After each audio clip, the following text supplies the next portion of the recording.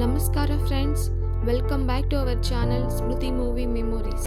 ಹಿಂದಿನ ಭಾಗದಲ್ಲಿ ಮಾಲ್ಗುಡಿ ಡೇಸ್ ಬಗ್ಗೆ ತಿಳ್ಕೊಂಡ್ವಿ. ಈಗ ಹೆಚ್ಚಿನ ಮಾಹಿತಿಗಾಗಿ ಪಾರ್ಟ್ 3 ನೋಡೋಣ ಫ್ರೆಂಡ್ಸ್. ಶಂಕರ್ ನಾಗ್ ಅವರು ಆಕ್ಟರ್ ಮಾತ್ರ ಅಲ್ಲ, ಅವರು ಡೈರೆಕ್ಟರ್ ಆಗಿ ಕೂಡ ಒಂದು ಲೆಜೆಂಡ್ ಆಗಿದ್ರು. ಅವರು ಡೈರೆಕ್ಷನ್ ಮಾಡಿದ ಮೋಸ್ಟ್ ಫೇಮಸ್ ಮೂವಿ ಅಂದರೆ ಒಂದು ಮುತ್ತಿನ ಕತೆ. ಈ ಮೂವಿನ ನೀವು ಯಾರು ಮರ್ತಿರಲ್ಲ ಅಂತ ನನಗೆ ಚೆನ್ನಾಗಿ ಗೊತ್ತು. ಈ ಮೂವಿ ಕನ್ನಡ ಸಿನಿಮಾ ಇಂಡಸ್ಟ್ರಿಯಲ್ಲಿ ಒಂದು ಮೈಲ್ ಸ್ಟೋನ್ ಆಗಿದೆ.